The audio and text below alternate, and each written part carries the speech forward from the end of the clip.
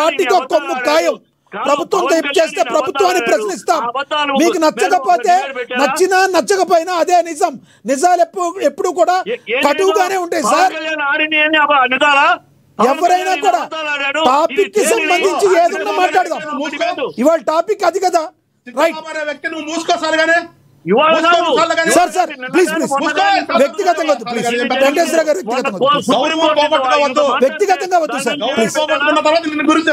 గౌరవం పోగొట్టుకున్నావు నువ్వు, మూసుకొని కూర్చోను. వ్యక్తిగతంగా వద్దు వెంకటేశ్వర గారు ప్లీజ్, వ్యక్తిగతంగా వద్దు. లక్ష్మణ్ రావు గారు కంక్లూడ్ చేయండి. ఎవడని మూసుకుని కూర్చోనేది అంటున్నాడు ఎవడాడు? సార్ సార్ సార్ వ్యక్తిగతంగా వద్దు ఇద్దరు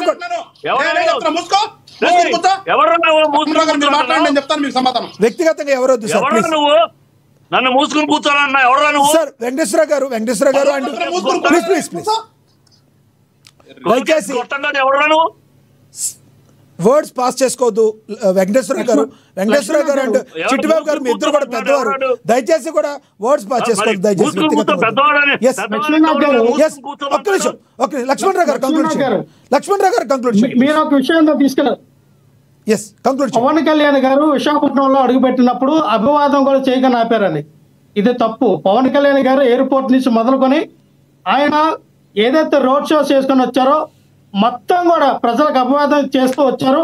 ఎక్కడైతే నా ఓటర్లు వచ్చే దగ్గరికి అంతా అయిపోయిన తర్వాత అక్కడ ఉన్నటువంటి ఎవరైతే సిపిగా వైజాగ్ సిపిగా ఉన్నటువంటి వ్యక్తి ఎవరైతే ఉన్నారో, సార్ అయిపోయింది కదా ఇంకా లోపలికి వెళ్ళండి వెళ్ళిపోదాం, ఇంక నుంచి జనాలను మనం ఆపలేముతో చాలా ఎక్కువ మంది వచ్చారని చెప్పి కంట్రోల్ చేశారు తప్ప దాన్ని పవన్ కళ్యాణ్ గారు తప్పుడు ఉద్దేశం తీసుకెళ్లారు. పవన్ కళ్యాణ్ గారి ఇంటెన్షన్ తప్పు. ఇంకో విషయం, ఎందుకు అక్కడ ఆల్రెడీ రోజా గారి మీద అక్కడ ఉన్నటువంటి ఎవరైతే మంత్రులు వచ్చారో వాళ్ళందరి మీద కూడా అక్కడ వచ్చినటువంటి జనసేన పార్టీ నాయకులు కార్యకర్తలందరూ కూడా అసభ్యకరమైనటువంటి ప్రవర్తన, వాళ్ళ మీద గేల్ చేయడం, మాట్లాడటం, అనేక రకమైన అసభ్యకరమైన పదజాలు వినియోగించడం అక్కడ కాంట్రవర్సీ అయింది. సో కాంట్రవర్సీ అయింది, ఇది పెద్దది అవ్వకూడదని సముచిత పోలీసులు ఏమో చేశారు. సార్ ఇది చాలా కాంట్రవర్సీగా వెళ్తుంది, మీరు తగ్గండి సార్ అంటే అది తీసుకెళ్లారు. దాన్ని ఎవరు కాంట్రవర్సీ రాజకీయ లబ్ధి పొందడానికి పవన్ కళ్యాణ్ గారు కాంట్రవర్సీ చేశారు. సో దీన్ని అన్ని రకాలుగా అన్ని దీనిగా తీసుకెళ్ళడం కరెక్ట్ కదా. చివరిగా ఏం చెప్తారు చెప్పండి ప్లీజ్. సమయం తక్కువ ఉంది, అందరికి 1 minute ఇవ్వాలి ప్లీజ్. చెప్పండి చివరికి ఏం చెప్తారు లక్ష్మణ్ రావు గారు చెప్పండి. రైట్ ప్రభాకర్ రావు గారు కంక్లూడ్ చేయండి. రేపు అయిపోయింది సార్, ఒకే ఒక మాట సార్. రేపు ఉదయం జగన్మోహన్ రెడ్డి గారు ఉదయం 9 గంటలకల్లా విశాఖపట్నం చేరుకుంటున్నారు. వేపాడు నుంచి పెందుర్తి నుంచి ఆ లైన్ కలుపుకొని నర్సీపట్నం రోడ్డు షోలో వెళ్తూ ఉన్నారు. ఎవరు ఎన్ని ఆంక్షలు పెట్టినా వదిలేదు లేదు, ఆ ఆంక్షలకు లొంగేది లేదు.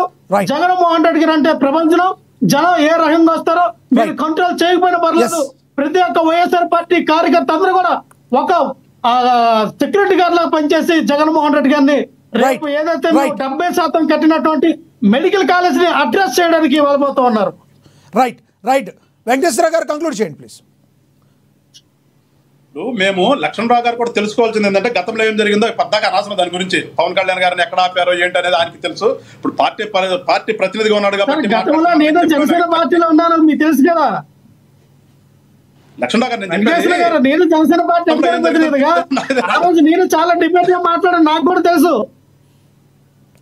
ఇప్పుడు అది ఎక్కడ ఆపారు, ఇప్పుడు నోటల దగ్గరకు వచ్చిన తర్వాత ఆపారా ముందు ఆపారా అని మీకు తెలుసు. దాని గురించి వద్దాను అవసరం. ఇప్పుడు నేనేమంటానంటే జగన్మోహన్ రెడ్డి గారిని ఖచ్చితంగా రమ్మని మేము కోరుకుంటున్నాం. కానీ ప్రభుత్వం చెప్పేటటువంటి నిబంధనలు ఇప్పుడు ఆ రోజున మమ్మల్ని ఎట్లా పాటించమన్నారు, ఇవాళ మీరు కూడా పాటించరండి. మేమేం దానికేమి మేము ప్రజాస్వామ్యయుతంగా మీరు వచ్చిండి ధర్నాలు చేయండి, మీరు గవర్నమెంట్ తప్పు చేస్తుంటే తప్పుది నిలదీయండి, దానికి మేము ఆన్సర్ చెప్తాం. అదర్వైజ్ మేము ఎట్టైనా వెళ్తాము, ఎవడు ఆపుతాడో మేము చూస్తాము, ఆ బోర్డు ఆంక్షలు అని మీరు మాట్లాడుతున్నారు చూడండి. మరి అది ఎంతవరకు ప్రజాస్వామ్యం అనేది మీరు ఒకసారి తెలుసుకోండి. ప్రభుత్వ పరంగా మేమేం చేయాలో, ప్రజల కోసం ప్రజలను ఏ రకంగా కాపాడాలో, మీరు చేసేటటువంటి దుర్మార్గాల నుంచి ప్రజలకు ఏ రకంగా రక్షణ కల్పించాలో అది బాధ్యత మా మీద ఉంది. కాబట్టి మేము ఆ ప్రకారం వెళ్తాం. ఎవరైనా సరే ప్రజాస్వామ్యాన్ని గౌరవించాలి. గౌరవించము అని మీరు అన్నప్పుడు దానికి ఏ విధంగా చేయాలో ప్రభుత్వ పరంగా ఆ విధంగా మేము ఖచ్చితంగా చెయ్యాలి. ఎందుకంటే రేపు పొద్దున మళ్ళీ మీరే అంటారు వచ్చి ఏమైపోయి వీళ్ళు అంటారు, ఎందుకు ఆపలేదు, నలుగురు తెచ్చిపోతాను ఇందాక అన్నారు కదా గుంటూరులో ఏమైపోయింది రూపార్టీ అని. గుంటూరులో మొత్తం కలిసిన ఆ రోజున సార్ నేను సాక్షినే కదా, అక్కడ మా దగ్గరే కదా జరిగింది. 200 మంది ఉండరు లక్ష్మణరావు గారు, 200 మంది ఉండరు అక్కడ. ఆ 200 మందికే అదొక మీకున్నది విషయం ఏంటంటే ప్రతిదీ కూడా ట్రాఫిక్ ముందే ఒక ఆలోచన ఉంటుంది. ఆలోచన ప్రకారమే ఆ రోజు జరిగింది. అంతకుమించి ఏం లేదు అక్కడ. అసలు అక్కడ పాయింటే లేదు మీకు. మీరు హైవే మీద పోయి మీరు ఎక్కడ నుంచి దిగుతారు? దిగకూడదు కదా. అందుకని ఇలాంటి అనేదే భావించవద్దు. సమయం అయిపోయింది. ముఖ్యమంత్రి చేసిన వ్యక్తి కాబట్టి ప్రజాస్వామ్యయుతంగా మీరు రండి. ఖచ్చితంగా ప్రజల కోసం మీరు మేము కలిసి పని చేద్దాం. మేము కోరుకుంటుంది అది. అంతేగాని మీరు మేము రాజకీయం చేస్తాము, మాకు సావులే కావాలి, ఆ సావుల మీద మేము వస్తాము అంటే మేమేం చేయలేం. ప్రభుత్వం పరంగా ప్రభుత్వం ఏం చేయాలి అది మేము వెంకటేశ్వర గారు సమయం అయిపోయింది. చిట్టిబాబు గారు కంక్లూడ్ చేయండి సార్ ప్లీజ్. చిట్టిబాబు గారు కంక్లూడ్ చేయండి. ప్రభుత్వం ఉన్నంత కాలం ఈ ప్రభుత్వం ఇలాగే చేస్తుంది. దీంట్లో వీళ్ళు ఆశపడాల్సిందేం లేదు. వీళ్ళు మాట్లాడేది వేరు, వీళ్ళు చేతలు వేరు, మాటలు వేరు. ఈ కూటమి అన్ని అందుకని కూటమి అబద్ధాలు బయటపడ్డాయి.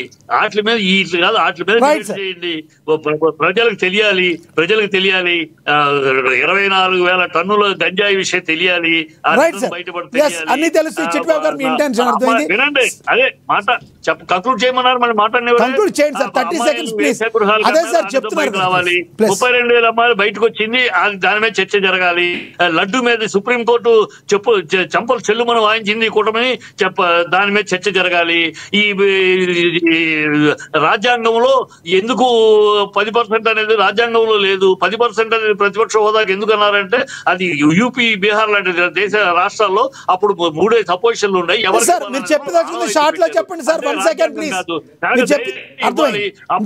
లీడర్షిప్ ఇచ్చి అతనికి తగినంత టైం ఇచ్చి చర్చలు జరపాలి. ఇవన్నీ డ్రామాలు భయాలు తోటి మాట్లాడుతూ అనవసరం. మీరు ఇంకోటి అన్నారు, ఇందాక ఒక మాట అన్నారు, ఇది పవన్ కళ్యాణ్ అనే వ్యక్తి ఈ అన్ని అబద్ధాల్లో అతను భాగస్వామి కనుక అతను నిలదీయాలి. అతను నిలకడ లేనివాడు అంటావు, ఖచ్చితంగా అంటావు. అతను మంచిగా చేస్తే మంచిగానే చెప్తాం. నిలకడ లేకుండా ఇన్ని అబద్ధాలు ఆడితే మరి నిలదీకి ఏం చేస్తాం? ధన్యవాదాలండి చిట్టిబాబు గారు చర్చలో పాల్గొన్నందుకు. ధన్యవాదాలు.